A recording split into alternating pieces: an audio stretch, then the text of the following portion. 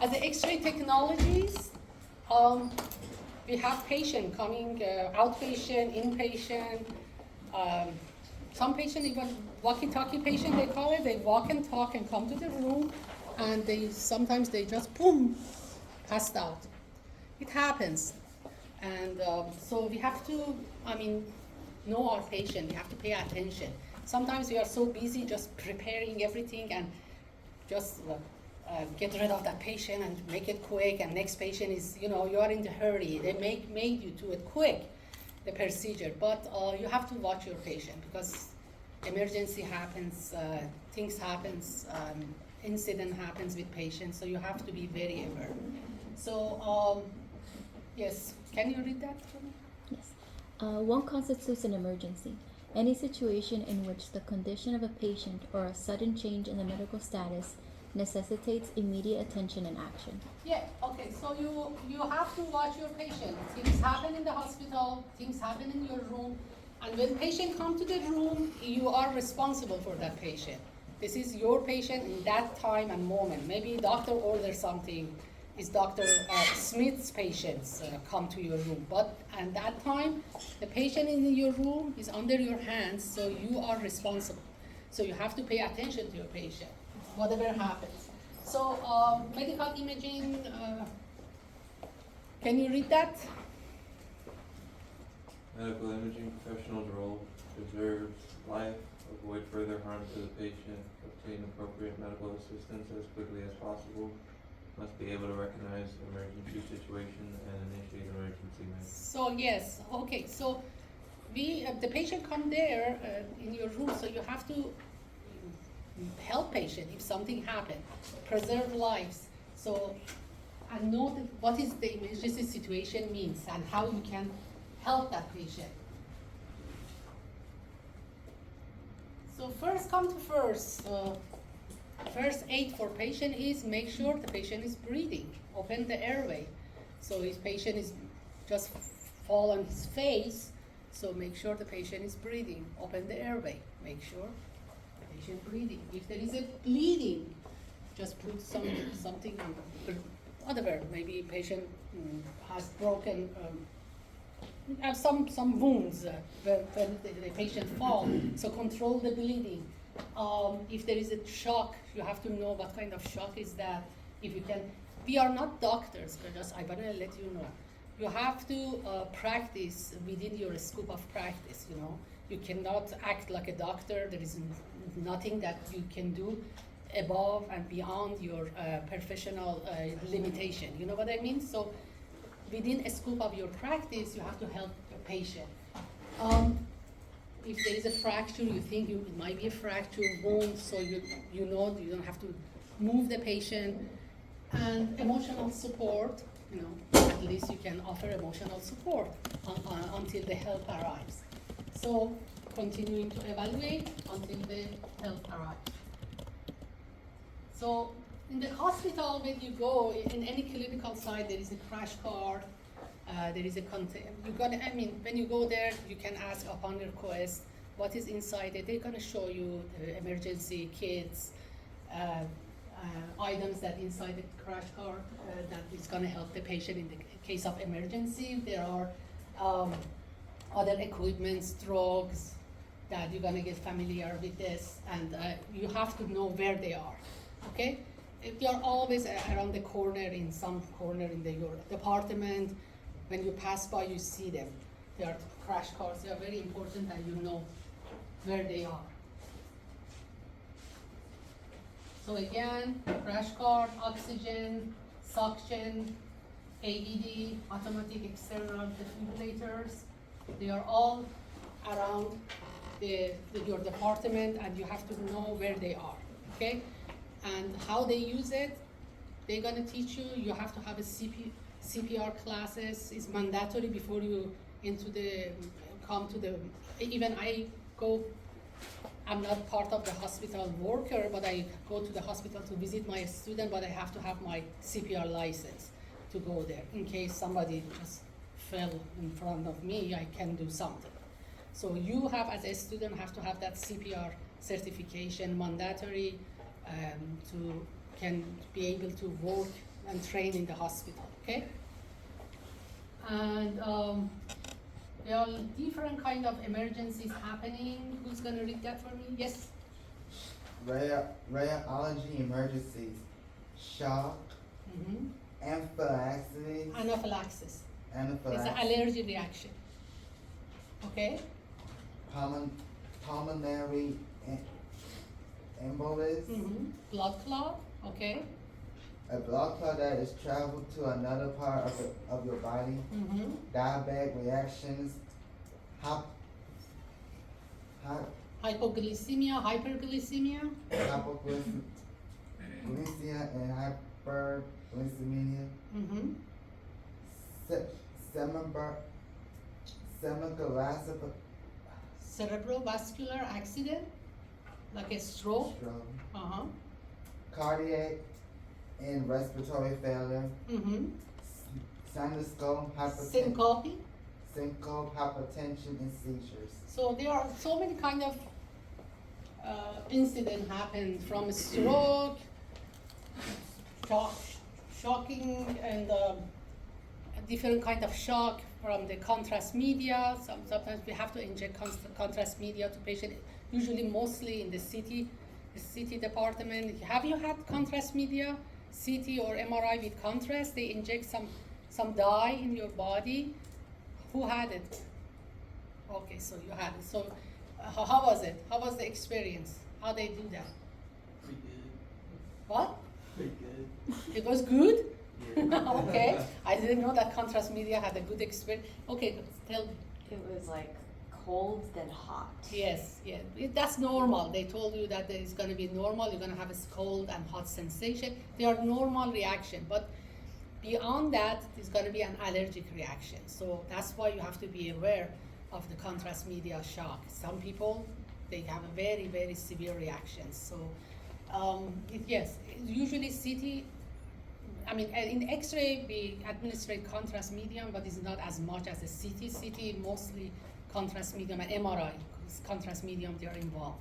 So yes, there are different kind of shocks that you have to know about them. Again, we are not doctors, we don't treat this, but we have to have some idea what kind of shock is that because we're gonna be in the health field, and we have to look knowledgeable about something. You can say, oh, I don't know, she just dropped dead. Say, okay, doctor, I believe she, yeah, because you don't know that, you just look at stare at the patient. So let's say you go to the hospital, somebody just fell down, you don't know what kind of shock is that. Maybe, but if patient has like this kind of shock, said, oh, maybe it might be a seizure. It looks like a seizure as I read about it. You know what I mean? Yeah. So some of the symptoms, if you're familiar with it, you may realize, oh, that looks like a stroke, the way I read it in the book. Oh, that might be like a syncope, you know? So you get familiarized yourself with this kind of emergency.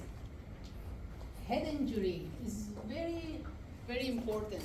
Sometimes patient it happens a lot. Patient comes and, you have to remove the X-ray tube from the table when the patient wants to get up. Let's say you're gonna do skull X-ray. So you go and just develop to see just if the film is okay, the image is okay. By the time you come back, especially young patient, I don't know, they're gonna just get out and they bang themselves to that tube and they go like, oh, and it's very painful. So when it happens, sometimes they're young, they say, oh, I'm okay, nothing. But make sure that patient is okay. Sometimes the injury is very, hot injury, but it happens that patient later on is gonna have bleeding, internal bleeding. So make sure patient is okay. Pay attention to the bruise. If there is a bruising going on, just let them sit down a little bit to make sure that they're okay. This is not something that needs emergency. Sometimes they say, I'm okay, and just go walk and fell down again.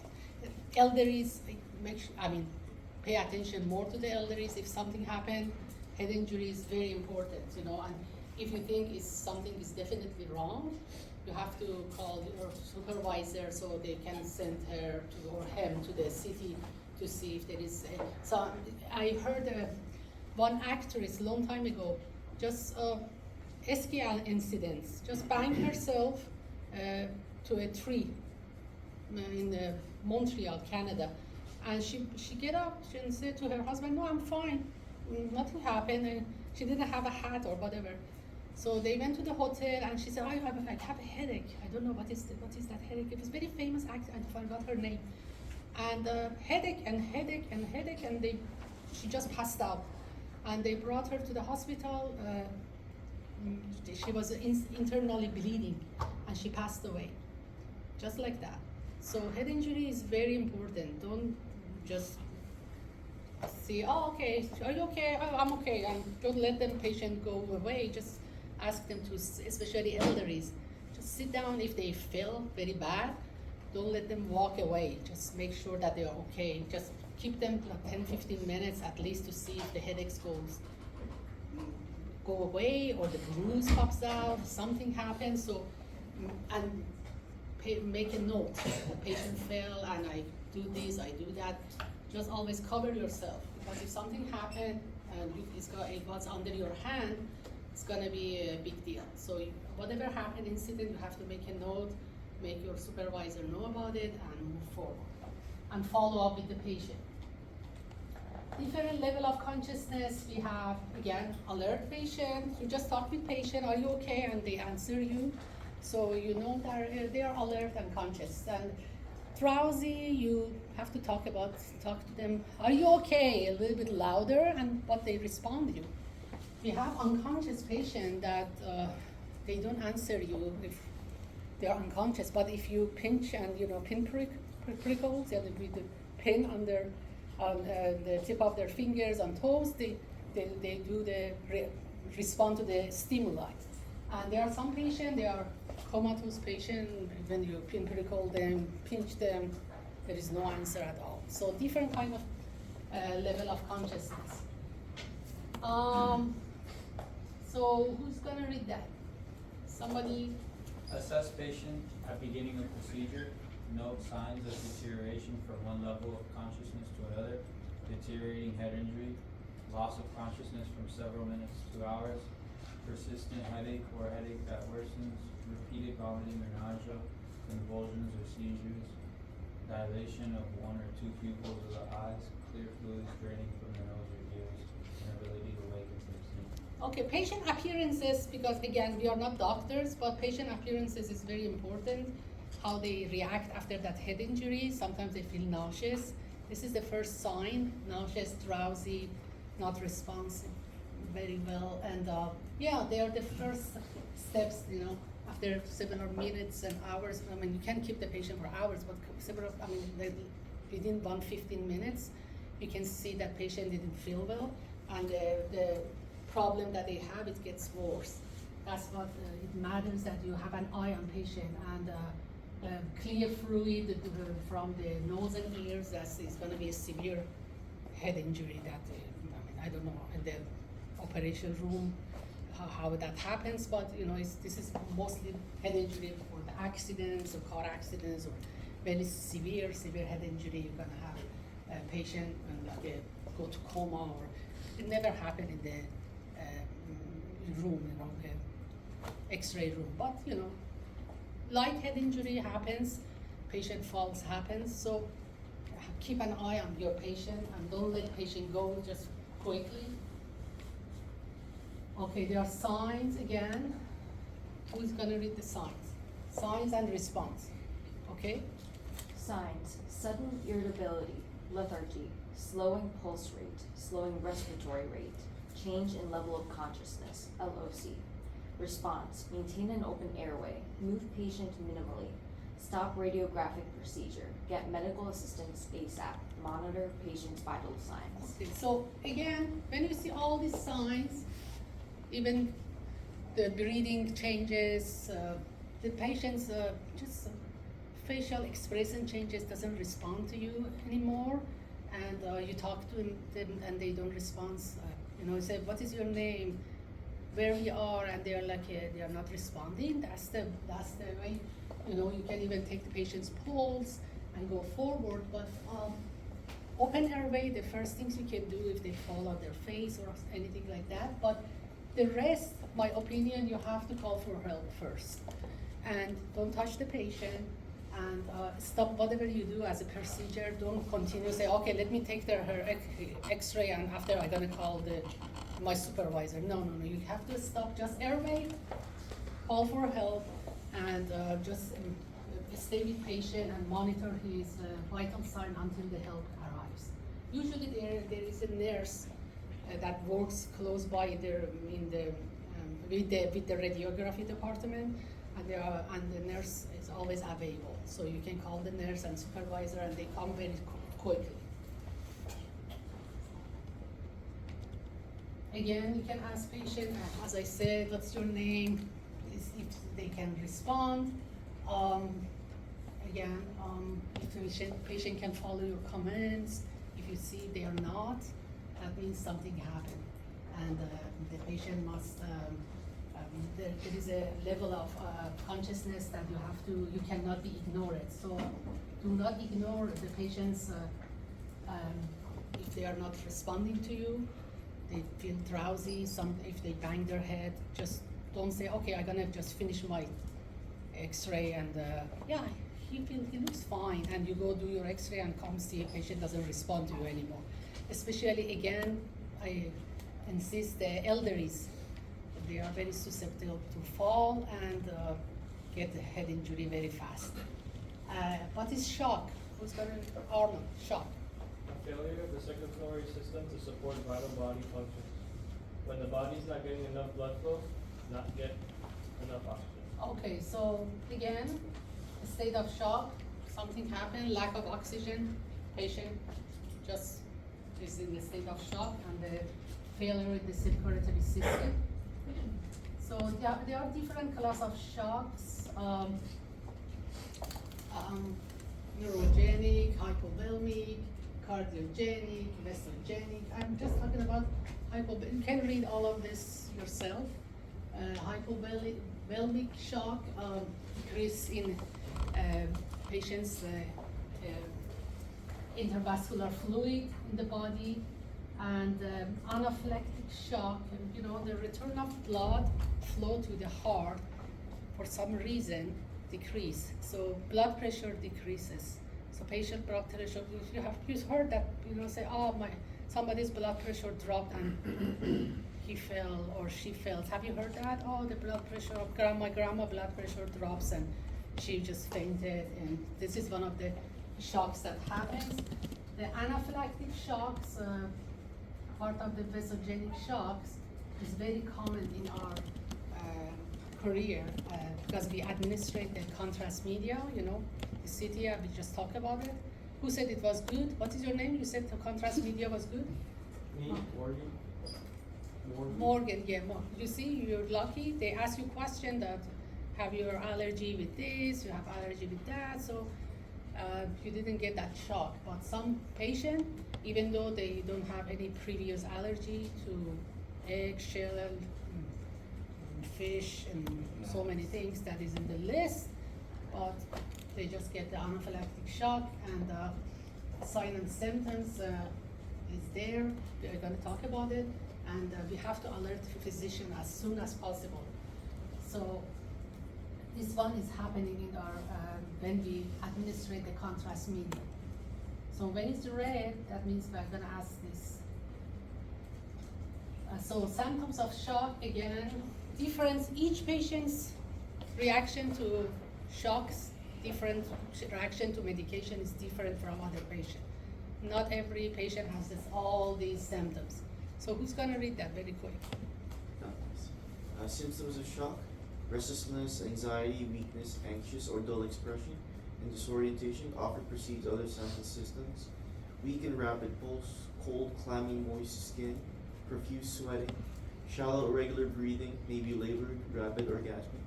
Closed or partially closed eyelids, dull, lusterless eyes, dilated pupils, extreme thirst, nausea, and possible vomiting.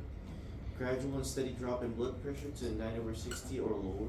Possible fainting in cases of rapidly developing transient shock. Shaking and trembling of the arms and legs as if chilled.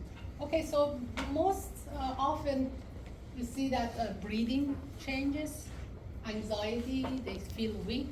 Most of one, again, breathing, nausea, feeling, they're most often happen, vomiting, and the drop of the blood pressure. Again, each patient is different and each reaction is different. It's not written in stone that everybody gets all of these symptoms. Maybe some patient get just difficulty of breathing, some patient just blood pressure drops, some patient just get nauseous and vomit. Either or all of them sometimes. Some patients are very weak, depends.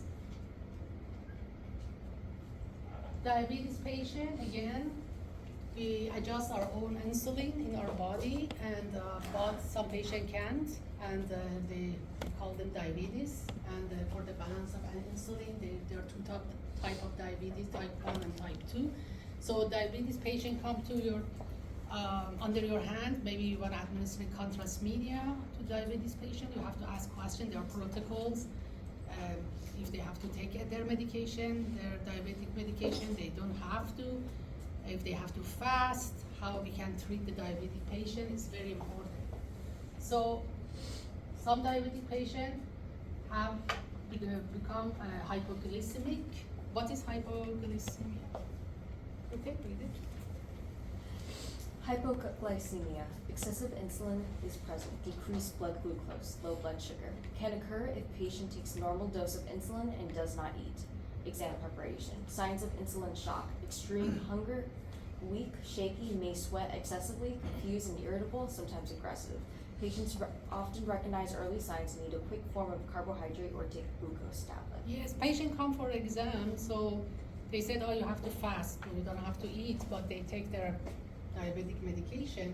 So insulin is in the body, excessive insulin, there is no food, there is no carbohydrate, and so they started to get into the shock, weak, hungry, sweaty, and all those symptoms, shaky, and what we have to give them in that moment, you have to ask your doctor, the doctor who is there, that patient has these symptoms, and you know, she takes his medication, but she's fasting. Can I give her something?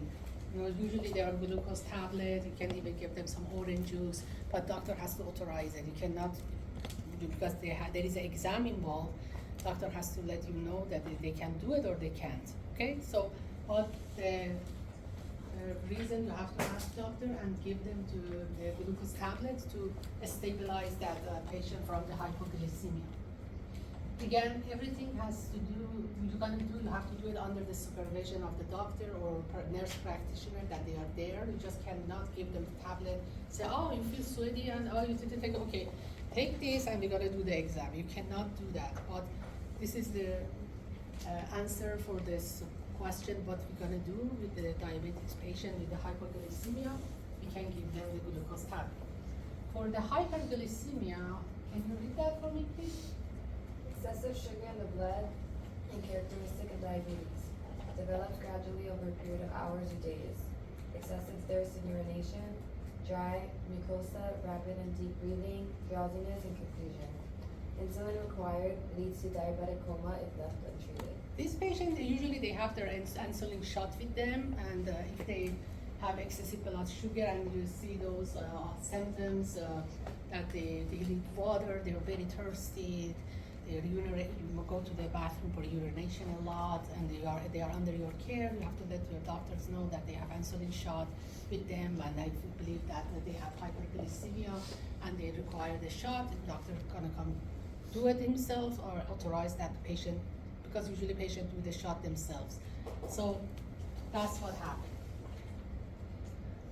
So we have different respiratory distress, like I have asthma, so when I go to do some procedure, they ask me what is your, they ask you for your background check, so your health check. So I say, yeah, I have asthma. So they know that they have to treat me differently for different procedures.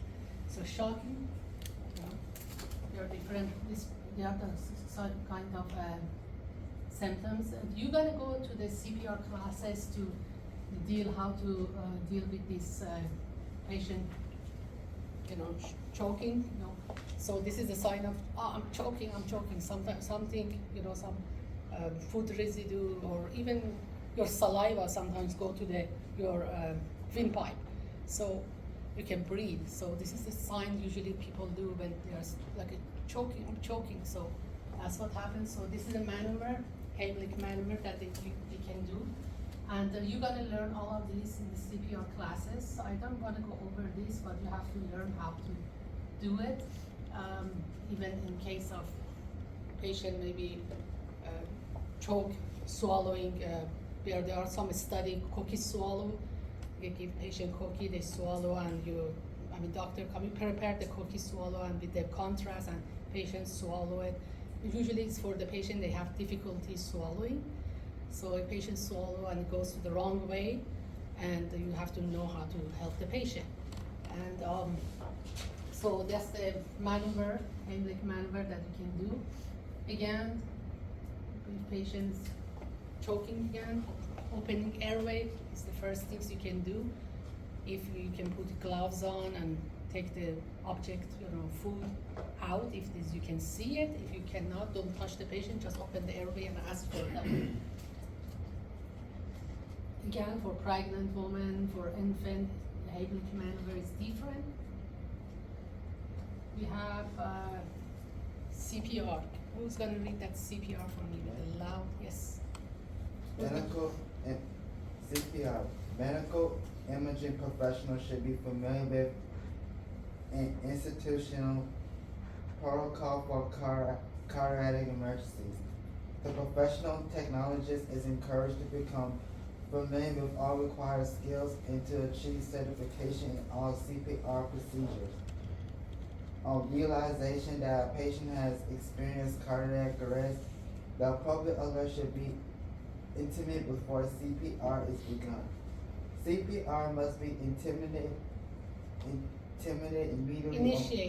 initiated immediately on through verification that cardiopulmonary distress exists. ABCs or CPR for airways, breathing, and compressions. It refers to the steps of CPR in order. So guys, again, you have to have CPR certification to be able to go and train in the hospital. And all hospital workers, they have to have that certification. So you usually, we don't do the CPR. Usually some people come and do it if something happened, but you have to know how to do it in case there's no, it's in a state of emergency, something happened, some disaster, sometimes the hospital is overflow with patient, like a COVID, something, national disaster. So say, okay, Jennifer, go do the CPR with this patient until nobody is available. So you have to know how to do it.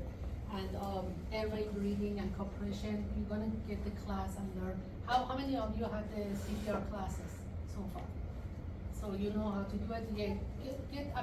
If you you're accepted in the program, go get your CPR certification right away. It has to be from American Heart Association. So must be from that. Not every, they don't accept every CPR classes. American Heart Association. Get it as online, but sometimes you have to go to the campus for the practice. This campus have it, practice with the mannequins. Armand, how did you do it? Online fully? In North Campus. So online or you No, went? it was in class. It was like 1 week. Yes, just one day. Or it was 1 week. Yeah, just one day from a couple of hours. They just teach you. You go to practice on the mannequins, and they give you the certificate. It's not a big deal, but you have to have it. So there are all the CPR, ABCs, airway breathing, circulation. We're going to talk about the stroke. Stroke happens with the people that are older than 75 usually.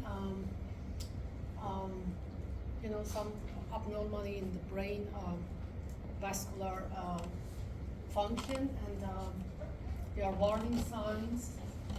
The patient lost his consciousness, so you can do CPR, but you have to call doctor as soon as possible. Just lay patient down. If patient is seated, try to lay him down and just go for a doctor.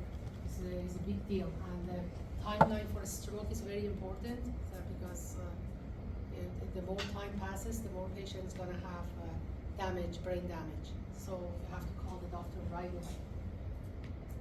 My mom had 2 strokes. Oh my God, I'm sorry to hear that. So Yeah, how one. much? Now that was one of them happened during the Thanksgiving holiday a few years back, and the other one was a few years back too. So is she okay now? Yeah, she good. She good. Yeah, Yeah, the stroke she's a is. stroke survivor too. Oh my. Yeah. Sorry to hear that. So, again, other minor emergencies, guys. Can you somebody can read that? Who is texting? Minor emergency. Please. Read it. Minor medical emergencies, nausea and vomiting, epistaxis, nosebleeding, vertigo and syncope, seizures, falls, wounds. Okay, syncope is not a minor emergency. Vertigo. I had vertigo on 2020 in the midst of the COVID. I'm telling you, I had maybe a very minor ear infection, and I didn't know that. So that ear infection, so I lay down and just do some exercise for my neck and lower back, very slowly. I'm not a Olympic athlete or something. So I was just doing like this and like that, and all of a sudden, I'm telling you, no warning. I just opened my eyes, and I'm not joking. All the room was turning, like I'm in I'm going to the space. That turn, I'm telling you. I was just saying to my husband, "Come and help me," and he doesn't take me seriously. He said, "Why?" I was like, "I can't open my eyes," and he was like, "Why?" I was like, "I don't know," and I started to vomit, just like that. It was so bad. I'm telling you, it was like I'm going to space with the speed of the missile or something. I don't know what was that. I couldn't even understand it. I would just close my eyes, and any time I opened my eyes, was like, woo, woo, woo, just like that. So I was vomiting, and I was screaming. I was like, "Call 911," and nobody comes. And she has COVID.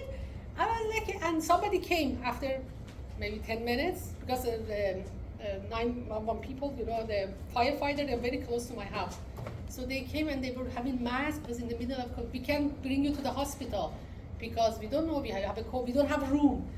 I was just screaming and my heart was just raising so bad. So they said, "Okay, we're gonna bring you to the hospital." It was that bad.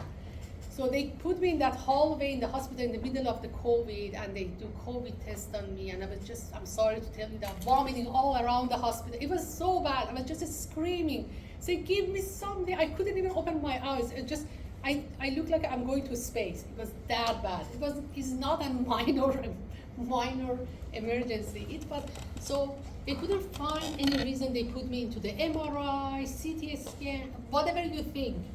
They thought I'm gonna have a stroke, something bad happened to me because my blood pressure goes so high. It was like, 17, 18, 20, something, and it just goes up, and I see the monitor, I just opened my eyes, I was going, I was like, oh my God, I couldn't even, it was bad, I'm telling you guys.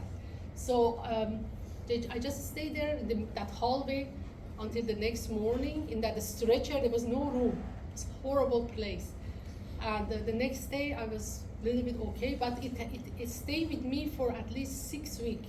Not that bad, but when I sleep, it was like it was like that. So I went to a specialist, and he gave me some exercises, which helped me a lot. So he said there is in the center of your ear, there is some crystal in everybody's ear. That crystal just released. So it affects your balance, and he didn't know why. So he said maybe it was your ear infection. So this one is not an emergency, and I had this one too.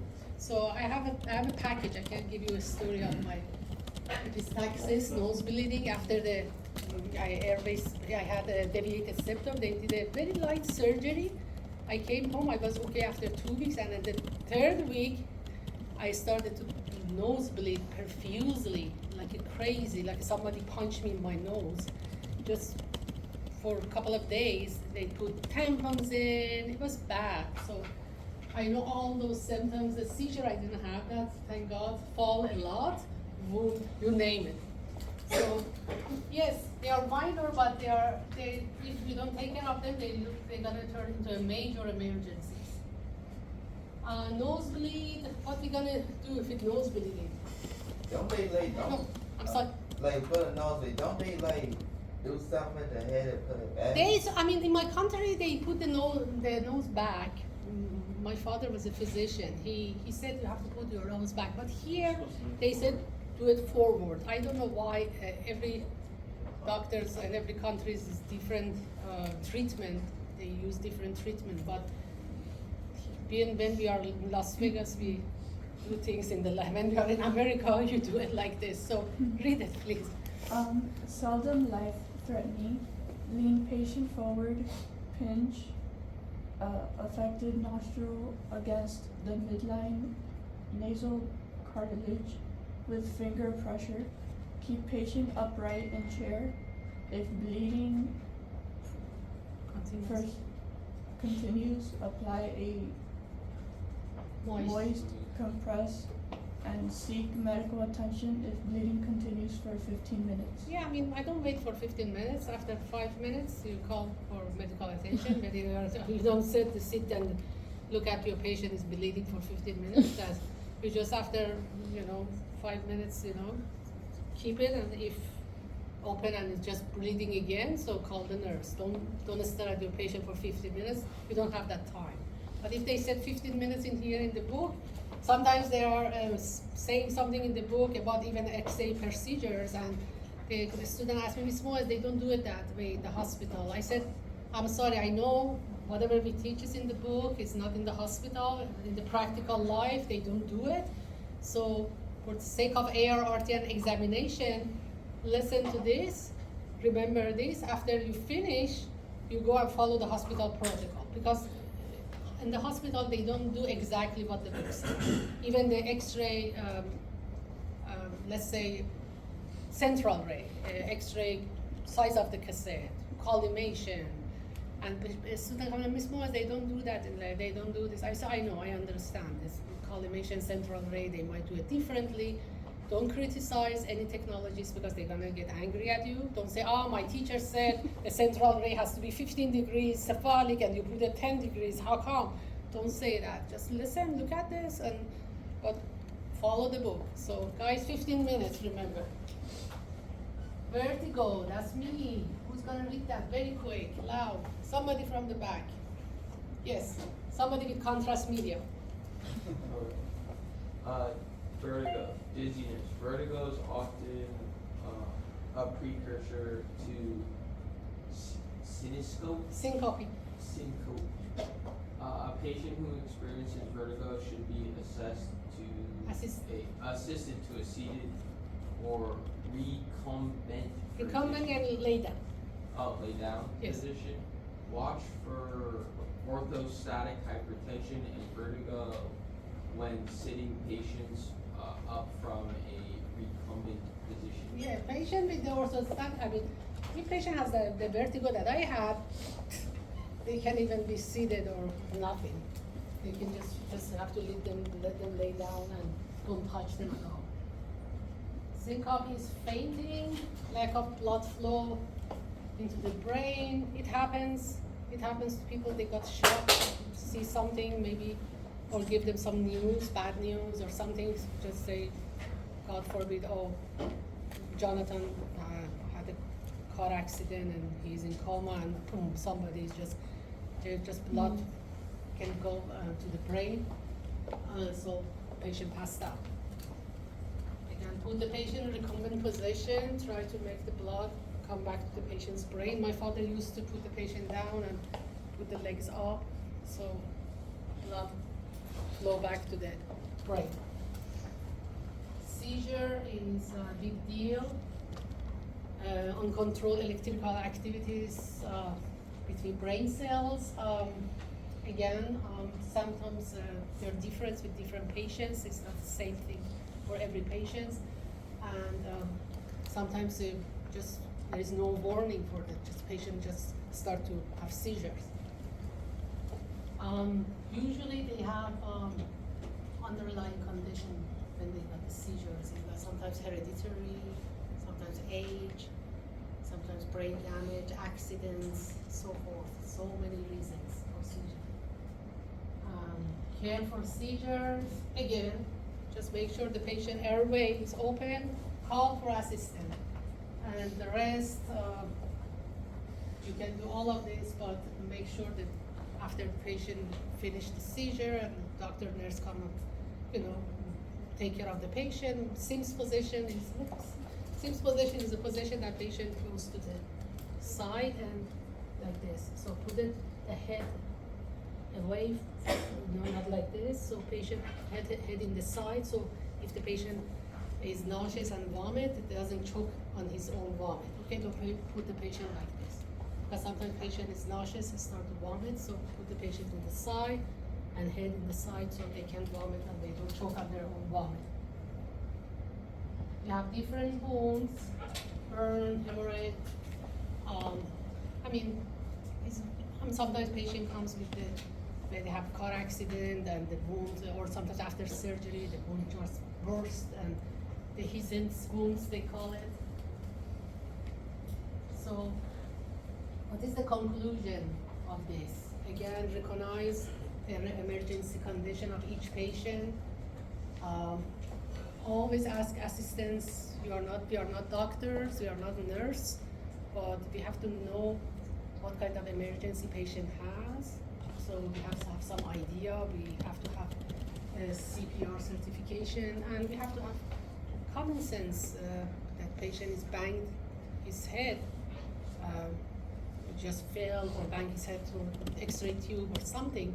So we have to ask them if they are okay. We have to keep them a little bit longer to see if everything is fine. That common sense. Ask a couple of questions. Just don't let them go. Help them to sit in their wheelchair. Help them if the patient comes with somebody. Make sure that somebody, the caregiver, hold the patient's hand. Just don't let it go. So that's what happens. Any question about this chapter? What's the difference between type 1 and type 2 diabetes? Okay, type 1 is treatable with the medication, like metformin. They take medication, and but type 2 is very advanced, and they have to have an insulin shot. It's an advanced one, so it's kind of more hazardous for the patient. You have to watch that type 2 diabetes is kind of insulin requirement. So 21. I put 20, I'm sorry about that, I don't know what happened. Pharmacology. So we have to know, we give patients some drugs. Again, we are not pharmacists, but the doctor asks us to, administrate this drug to the patient, give this drug to the patient before the, the contrast media administration. So we have to know about the drug, about the side effect of some drugs, and pharmacology is just the science behind it. What is the origin, nature, side effect of the drug, and so forth. And we use the drug for what? Treat patients sometimes, no? What is the use of the drug?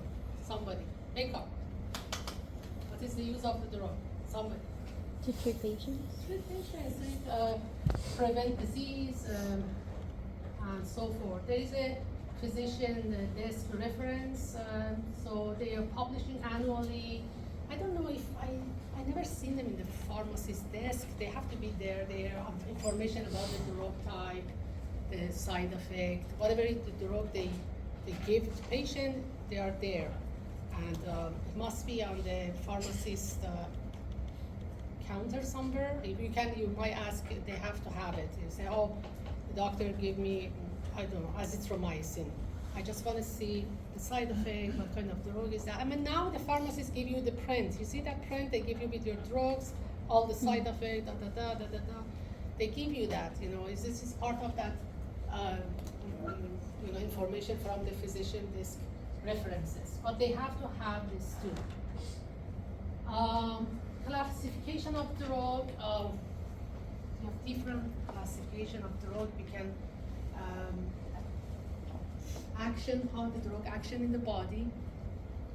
What is the legal name of the drug? Let's say Tylenol.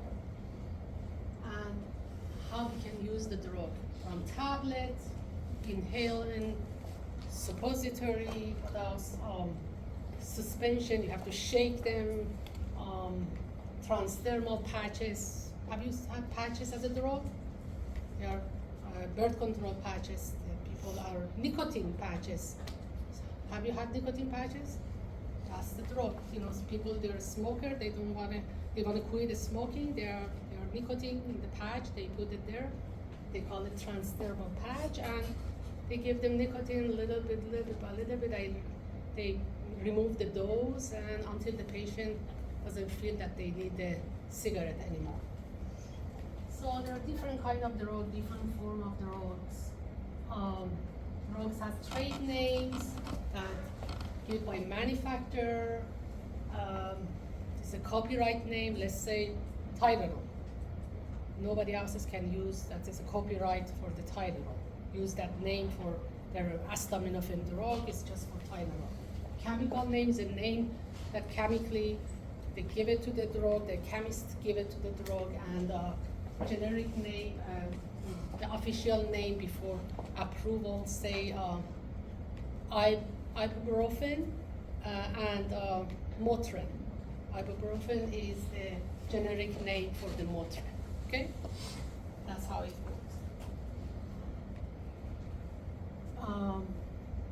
So, drug profile. Somebody from the back. Yes. Drug profile. Chemical composition, absorption characteristics, distribution characteristics, metabolic characteristics, elimination characteristics,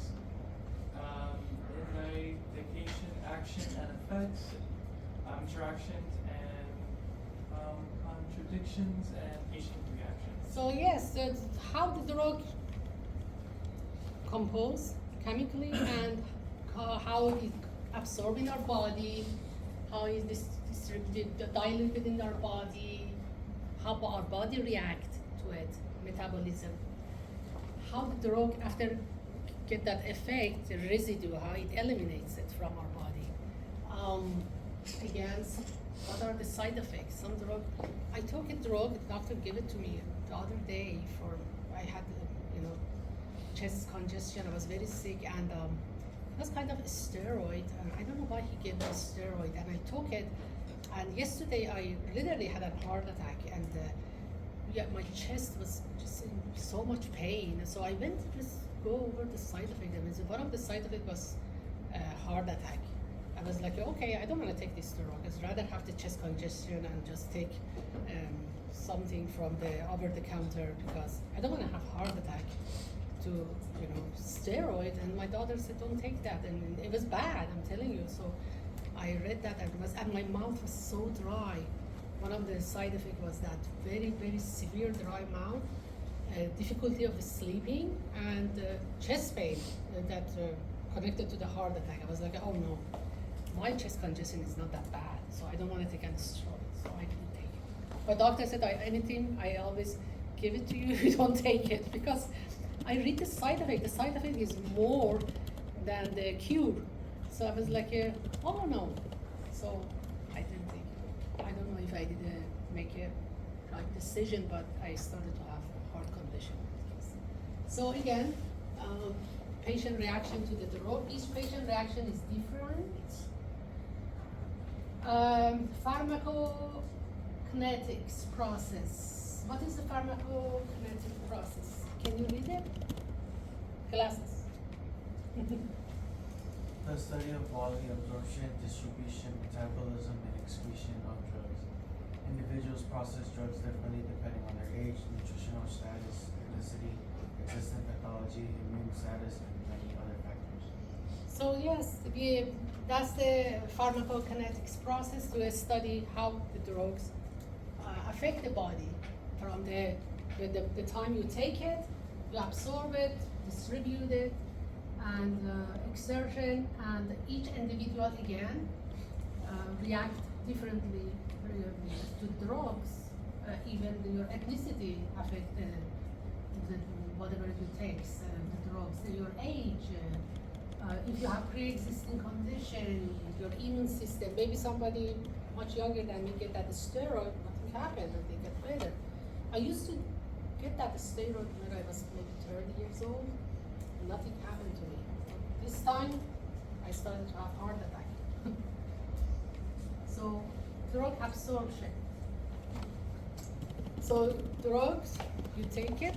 All the drugs, even the solid one, a pill, has to go to your circulatory system. So, pill cannot go to your circulatory system as a pill, as a solid. So, what happened? What happened to that? Drug absorption, how it gets into the circulatory system. Can you say it louder, please? Yes. How it gets into the circulatory system. Drugs must be absorbed in order to begin activity. All drugs must be in liquid form to be absorbed. Solid form drugs must be Solid form drugs must be broken down into tiny particles and be dissolved into the body's fluids of the gastrointestinal tract. Okay, so from if you take it solid, if you take it as a liquid, so easier to digest. If you take it as a solid, it's gonna if you from your mouth, it has to change into the liquid in your gastrointestinal system. After it goes to the circulatory system, after go to the target area. Okay. Okay. Who's gonna read this? Hold on a second. Can I get your name? After absorption, drug is distributed to the target site. Rich supply of blood attracts drugs quickly, while muscles and fatty tissues attract drugs more slowly. Yes, again, that's what I said. Drugs distributed to the target site, and muscle and fatty tissues absorb drug slowly, but the circulatory system through the blood goes very quickly. You see that even though you do the contrast medium, goes through all your vein and heart and kidneys and all the body part within the matter of a minute. But if you take the pill or you take the barium as a contrast media, it takes maybe 1 hour, sometimes the whole intestine. It takes for some patient 2 hours, 3 hours to go all the intestine, cover everything. So again. Excuse me, Professor? Yes. Why are there instances where certain patients have to take the oral contrast and contrast to IV? Say it again. Why are there cases where the patient has to take oral contrast as well as the IV contrast? Okay, so oral contrast sometimes, patients maybe have polyps, some sort of pathology in their lining, from the esophagus to stomach to all those lining to colon. So they take the contrast medium, and with the help of the CR, they, this like a movie. When they drink it, the CR goes down, and they see all those lining, because the radio opaque contrast media is radio opaque. So when they take an X-ray, the lining shows. Without contrast media, if you take an X-ray, you just see most bones. You don't see the whole organs. You might see some shadow of kidney, shadow of lining of the colon, lining of the stomach. Very, very, like a not observable. The contrast is not there. But when you take that contrast medium, all the lining shows, because it's radio opaque. X-ray shows all the lining. If there is abnormality, it shows. If there is a lesion, if there is a polyps, diverticulitis, any kind of abnormalities can be seen in the contrast medium. They do barium enema as a contrast medium too to the patient. So all the colons, you can see many abnormalities. Now they do colonoscopy mostly, or endoscopy and colonoscopy. So they don't do most barium enema anymore, but some hospitals, they still do the barium enema, which is very quick, and they see there is a preparation, everything has to be empty, patient has to be ready like 24 hours before or so. So empty have to be. So that makes sense. Makes sense. And the other one from the vein, they see the kidney function, heart function, all the veins, circulatory system function. If there is a dysfunction, they're gonna see it. Brains damages is gonna be shown. I thought that it was, that the reason why they did oral contrast versus IV contrast was because someone was allergic or something. No, I mean sometimes they have to do the IV. If there is an allergic, if there are different drug for people with high allergy, they use different drugs. They're more expensive. They use that, so there is a least allergy reaction. Yeah, but they have to, if there is something that they want to see the lining of the stomach with the injection, it doesn't show. Okay, some of them they are injection, it shows. Some of them you have to take the contrast. Okay. So again, we were there.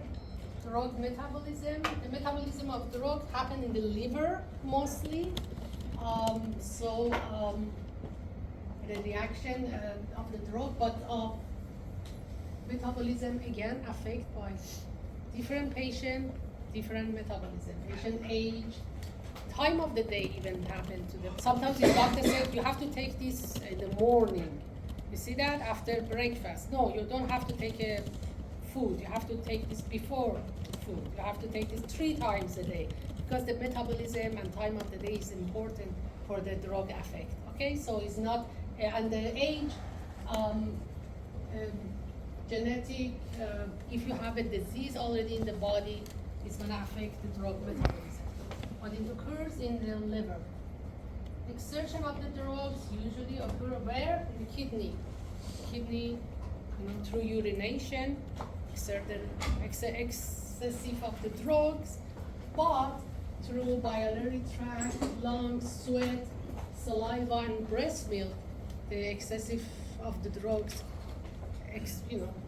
release, exit from the body. That's why the pregnant woman, all the drugs, even the Tylenol said, if you are pregnant, ask your doctor. If you are breastfeeding, ask your doctor if you can take this, okay? Because the excessive of whatever you take goes to the breast milk, and your baby can take your drug, the extra of your drug. So you have to be very careful about that. So if you have a prescription in your hand, doctors give you the prescription, so this is Gabriella's prescription for the contrast media. What should you do, Gabriella? You have to see what? The patient name, room number, address, and ID number.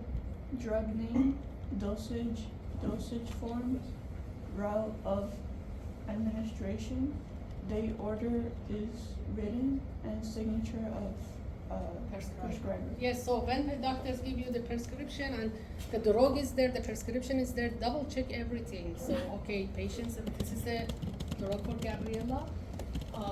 Let's say Gabriella is inpatient from room 1220. Oh, this is the room number. Okay, this is the Gabriella's home address. Check Gabriella's ID, double check her name, date of birth. What is the drug name? Double check the drug name with the prescription. How much I have to, okay, the dosage is 120 milligram, let's say. The 4, okay, the route of administration, should I have to inject it into the body? If he has to drink it, is it enema? What is this? So the date is the date that she has to do that, the same date, and has to have the signature of the doctors. Okay, so this is about the drug. It's pretty easy, and whatever I highlighted, please study that more, not just that. The ones that are in yellow? I'm sorry, yellow too. Okay. Yellow means highlight. Oh, okay. You get so spoiled. Okay, principles of drug administration. Again, 5 rights before you administrate any drug to patient. Before you administrate any drug to patient, what we're gonna do? Is it the right drug? Is it the right amount? I just talked about it. Is it the right patient? right timing and right route. Route means which route is from the vein, oral, suppository, what is this? So you have to know all of this. Is the right one. Double check everything. Don't just get the drug from the counter, say, okay, I guess it's the contrast media for Sophia. So Sophia, open your mouth and give it to her. So you have to check what is your name, know the prescription, right name, what's your date of birth, are you pregnant? There is a protocol in each hospital for drug. You administrate any drug, there is a protocol, you have to follow that protocol. You have to, I mean, you're gonna learn that. They don't ask you to the first day as a training, go give that drug to the patient. You follow all those X-ray technologies when they are doing contrast media studies, so you see how they prepare the drug, how they see the prescription, how they question the patient. Each patient questionnaire is different. If patient is diabetic, what is the question for diabetic patient, and so forth. So it's a way above the training of this class, but you have to know all these rights to how to, before you administrate any drugs, how to ask patient. Again, I'm gonna read that. Somebody with a nice voice. In the back. Yes. Read the entire label on the drug. Just a little bit louder, please. Oh, okay. Check the entire label on the drug, check the name carefully, check the label on the container 3 times. Remember that the names of different drugs sometimes sound familiar. Yes, different drugs sometimes sound similar. So remember just the pronunciation, is it right drug? If you don't know it, please ask questions. Don't assume, don't get shy because patient's health is under your hand. If you don't know it, don't think, oh, I feel like I'm stupid or something, they're gonna laugh. It's better they laugh at you, you kill somebody, or you overdose somebody, okay? So don't be shy. I don't know, I don't remember. Can you help me about that? Sometimes I ask, sometimes I forget some things. I ask, I don't care. If they said, oh, she doesn't know, I don't know, I don't remember it right now. Excuse me, it's better than I give my student wrong information than just know better. You know what I mean? So ask questions, don't be shy. It's better to feel safe than sorry. That's what it is. Okay, rest. When preparing drugs for someone else, always show the container to the person who administered the drug. Never use a drug that is unlabeled. If the date is expired, do not use or report it. So let's say Gabriela asked me to prepare a drug for her, but I have to go and check with her, double check. Gabriela, is this the drug that you want to prepare for me? Sometimes Excel technology is going to ask you. Say, Miss Moes, can you prepare this for me for contrast study? So just double check with her. That's the one you want? How many amount of water do I have to add? Just double check. It's okay. You can ask 10,000 times the question. If they don't like it, it's so too bad. So anyway, if the drug is used, leftover, don't bring it back. Say, oh, this is leftover. There's not a food that you can put it in the frigidaire and eat it next day. So leftover has to dispose. You have to ask where to dispose the drug, extra one. You just cannot dispose it in the trash. And if the drug expires, maybe expiration date is very, very important. Don't use it, and report it that the drug that you give, because every drug has a number. You cannot just pick up the drugs after the hospital notice it, that you pick up 3 drugs without notifying and they think you are stealing a drug. It's very important. You say, oh, this one is expired, write it down, let your supervisor know, and take another one with permission. You cannot just pick up drugs like that. So because if you don't report it, it's gonna be on you and you're gonna be under the screening questioning, so what happened to the drugs. So it's very important to report it.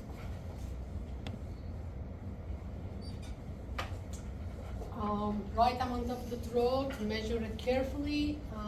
Again, dispose the drug according to the department policy. Just don't dispose the drug because you think you can dispose it in the trash next door. Again, check the department protocol to see how you can do this, how much drug you can use for each exam. Again, you want to use the drugs, this is the steps. Ask patient's name, check the ID, ask them to we train our student in the lab for this over and over again, and some students, Miss Moise, can I say it again? I'm like, you have to say it again. You have to say it again, because they forget. And each department has their own protocol, but identifying yourself to the patient, because the patient doesn't know who you are. Even you are an X-ray technologist for 20 years over there, patient doesn't know you. You have to come say, oh, hi, my name is Miss Moyes, I'm the technologist in here, so they know who you are. I don't know, maybe you are a janitor. You cannot just say, okay, hi, I'm taking your X-ray, so who are you? You're just passing by, and you have to always introduce yourself, ask the person, the patient, full name, let them say it. If patient cannot say it, there is somebody there is a language barrier, maybe some mother for the children, father for the children, caregiver has to talk to you. Somebody has to talk to you. If the patient is like this, no responsive, old, sick, too sick to talk, somebody has to verify patient's full name. There is always the wristband triage. There is a triage in patients, from the beginning. Just double check everything. What is your date of birth? They have to say it aloud. You cannot just assume, because there are some, you see that we are in the very tight Hispanic community. I have so many Gonzalez, Lopez, Rodriguez, in my class, like maybe some 3 Maria Rodriguez, or and just don't say Maria Rodriguez. Maybe some Maria Rodriguez is not her time, but she wants to go first. You say, it's me. And you go and do the X-ray of the abdomen, and you find out that Maria Rodriguez is pregnant, and you were looking for Maria Rodriguez who's 70 years old. You take an X-ray of Maria Rodriguez is 20 years old pregnant. So yeah, double check everything. It's very important to know everything. Check the patient's wristband, armbands. And so again, ask parents or someone is the caregiver if the patient is not responding, too young or too old. Who is the patient? Double check everything. So if the identification is not a match, the date of birth, maybe they made a mistake. You cannot forward, continue with your procedure. You have to stop and notify your supervisor, say, I can continue, the date of birth is not matching. Maybe during the triage, 1975 turned into 1974. That's it, I can touch this patient until you fix that date of birth. I don't know, it's not right. Because if you continue, say, and the patient says, oh no, that's okay, they made a mistake. I said, no, I'm sorry, I know it's gonna be a hassle for you, but I can't. We have to fix this. Again, you have to explain the use of the drug and how you can administrate that drug to the patient. Just don't surprise them. Some patients don't know what is barium enema is. I mean, even they give them the preparation and everything, and they come and say, oh my God, this is a barium enema? Oh my God, I don't want to do this. Oh, they get so surprised. So you have to explain, do you know that, what is that procedure is, explain everything, so they get prepared. So sometimes they get scared and very surprised. Okay, again, we are not the doctor. Doctor is always administrate everything, order everything. We follow the timeline of whatever the doctor said. Okay, so if they said they do it, we prepare, let's say we want to do a contrast study of the stomach, upper GI.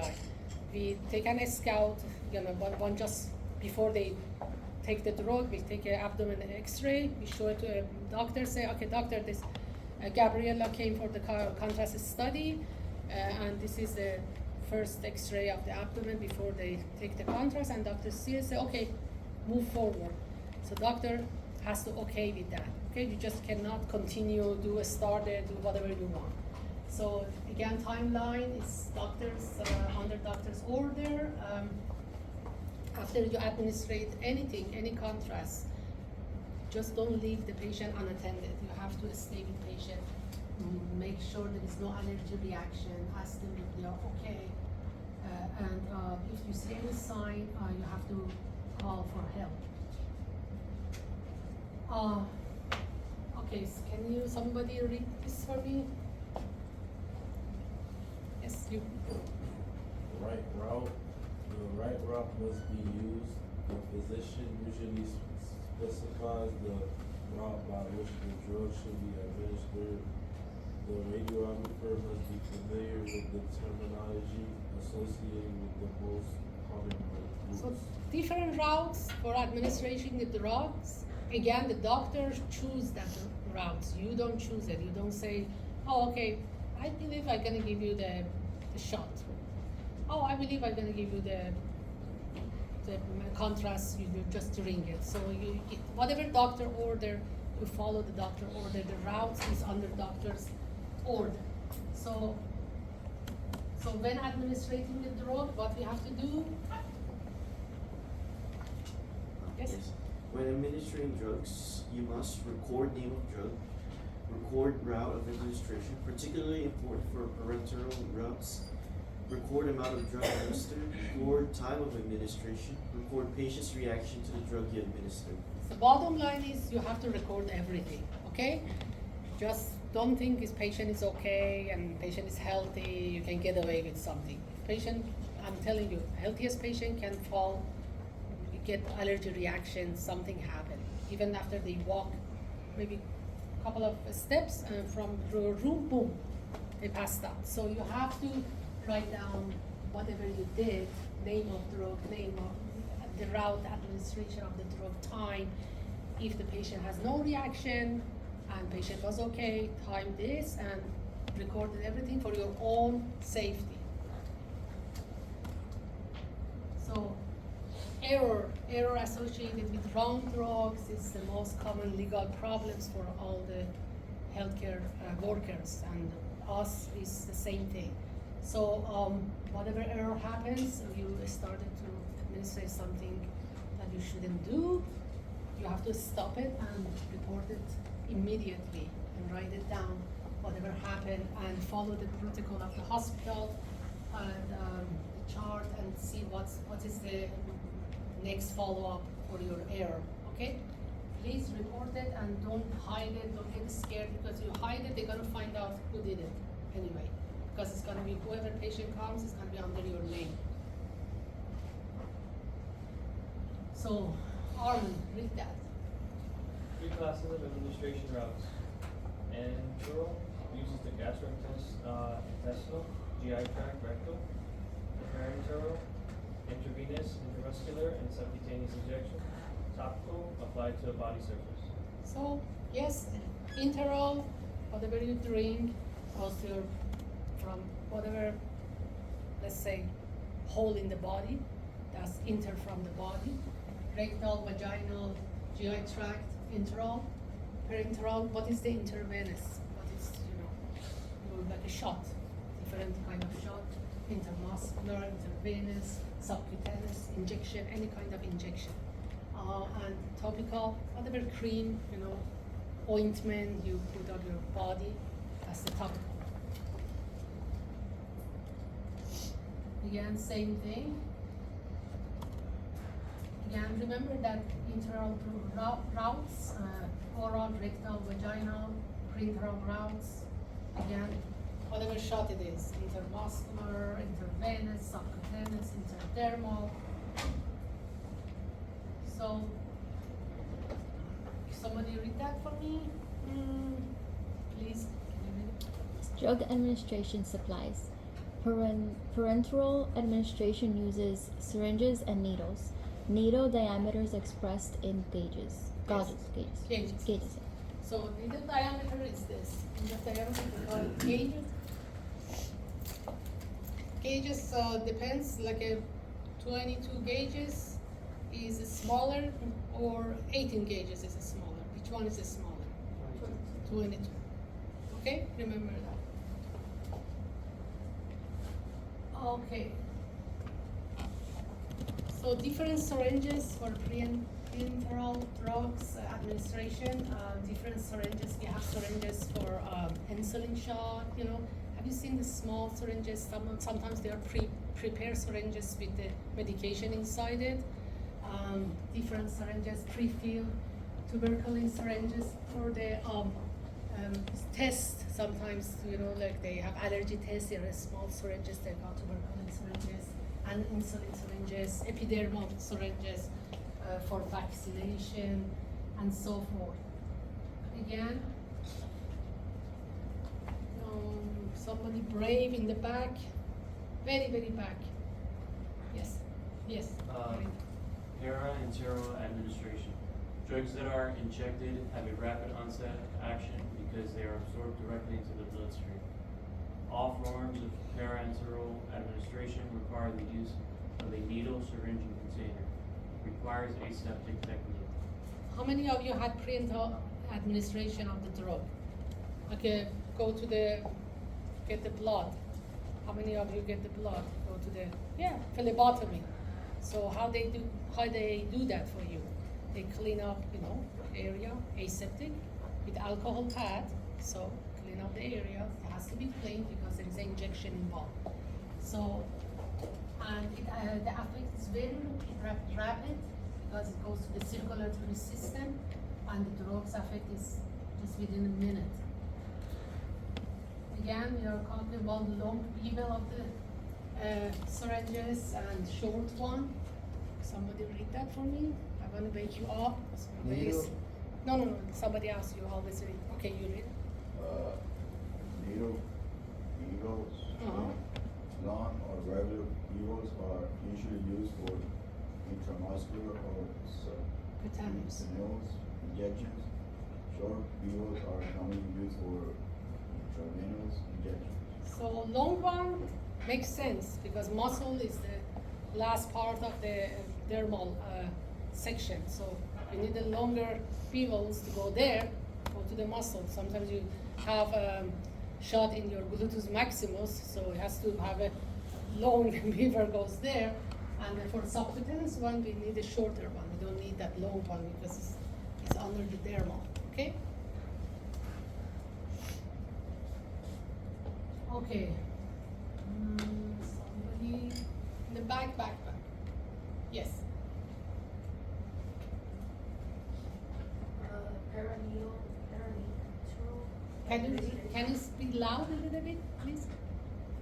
Parenteral administration or routes of injection. Intradermal injection is the injection of substance into the dermis just below the epidermis. This route has the longest absorption time as compared to subcutaneous injections and the intramuscular injection. So subcutaneous injection is just a very, very shallow injection. It's under the dermis. It's not going very deep. Sometimes for the even allergy shot, you see, have you done allergic shots to see, they put a little shot for you.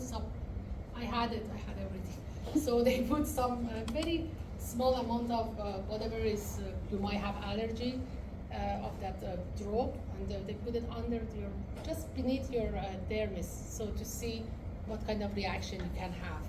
That's the intradermal injection, just beneath the epidermis.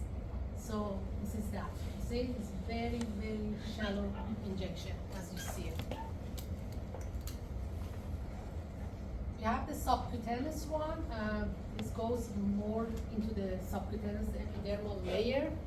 And for this one, sometimes it goes deeper, it goes to the vein. So 45 degrees angulation of the, the injection is needed for the needle. And we have intermuscular one. You see, have you had intermuscular injection? How many of you had it? So you see, they don't do it like a 45 degrees when they use your gluteus area.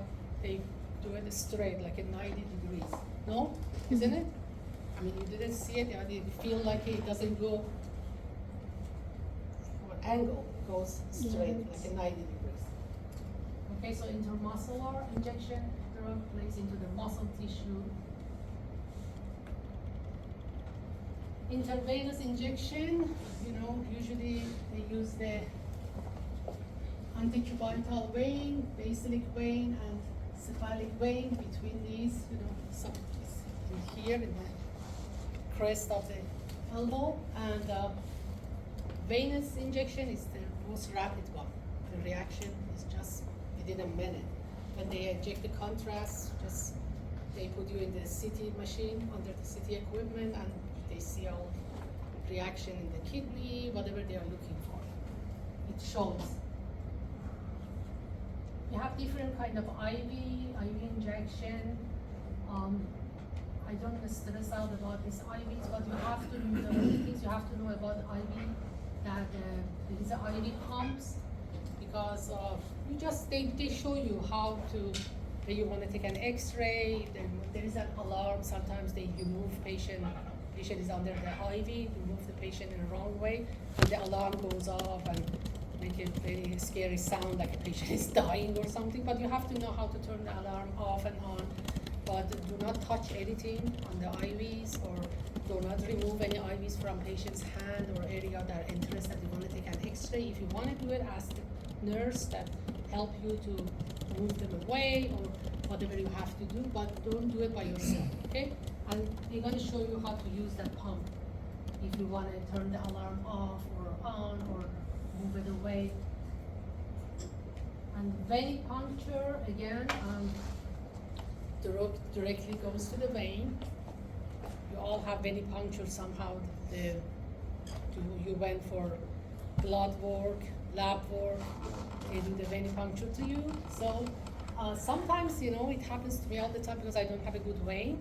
So the extravasation happens. What is extravasation? Somebody tell me. When the leak of fluids? Yes, the leak of fluids goes under the tissue, on the tissue surrounding, and it's very painful. Mine doesn't show right away, but some patients, they're very sensitive. Mine, when after they finish, I go home and it started to get blue and black and very painful. Yeah, but mine doesn't never show right away, so I can sue somebody. So I go home, I'm very fine. I say, thank you so much. And I go home, I'm like, that gets better and bigger. And so it's very painful. For some patients, the reaction is very bad. So what we gonna do about that? Warm, moist, apply, warm, Yes. moist, heat. Yes, you have to put some warm, some cloth, clean one. Just wash it with the warm water and put it there. And if you don't have heat, would cold work as well? They said put the heat first and after put the cold. That's what they said that.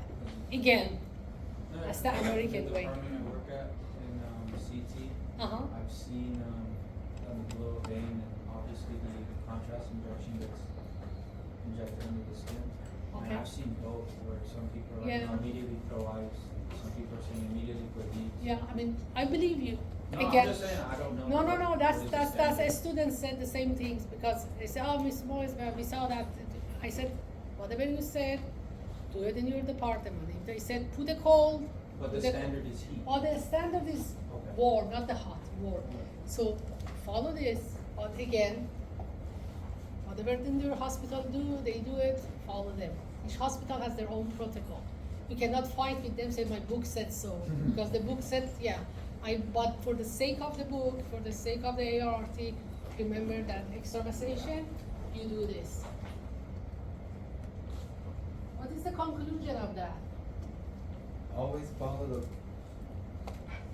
Okay, read it, it's okay. Always follow the golden rule of drug administration when preparing to administer or when assisting with drug administration. Check for the right drug, right amount, right patient, right time, and right route. Numerous factors affect the patient's response to a drug, which may be undesirable. After administration, relevant information should be recorded on the patient's chart. So again, guys, just have a common sense, follow the rules. Each hospital has their own chart, their own questionnaire, their own protocol. You're gonna go there and you're gonna follow up with doctors, with the technologists, nurses. You're gonna see before you even touch the patient. You have to have training. They don't give you, the contrast study is usually for the next year as a sophomore. They send you for the contrast study. So you are very comfortable with the room, with how to do the X-ray, with how to interact with people. They don't send you to the contrast study as a freshman. So you're gonna feel comfortable in that your surrounding. After that, if when you follow okay, they have contrast study room 3. I'll say, okay, Jennifer, go to the room 3 with Michael, is the technology. So you go and see all the process. You see and you learn from that. All the questions. Sometimes they make mistakes. Not the mistakes, they don't do it the way the book said. But you learn from everybody. There are so many different rooms, so many different technologies. So you go one by one and explore, and after that you can prepare it for the doctor. They ask you, okay, Jennifer, now you can do the contrast. Go prepare the contrast. Again, as a student, you have to ask questions. Is this the right one? I just want to make sure. Make a note, and you're gonna learn from that. Any question about that? No? So guys, I have so many workshops to do today. I was sick for the last couple of days. So I'm gonna download the rest of the chapter. Please study it. Just read it during the spring break. And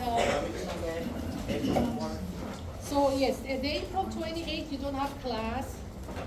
April 4th we're gonna go over the rest of the chapter. I'm gonna do the review for the test number 4. Please stay there and come for the review. And that's it. And we're gonna have the test number for April 11, and I'm gonna have the final review, everything. We're gonna talk about it. But guys, any question, any concern, I like you to communicate with me, okay?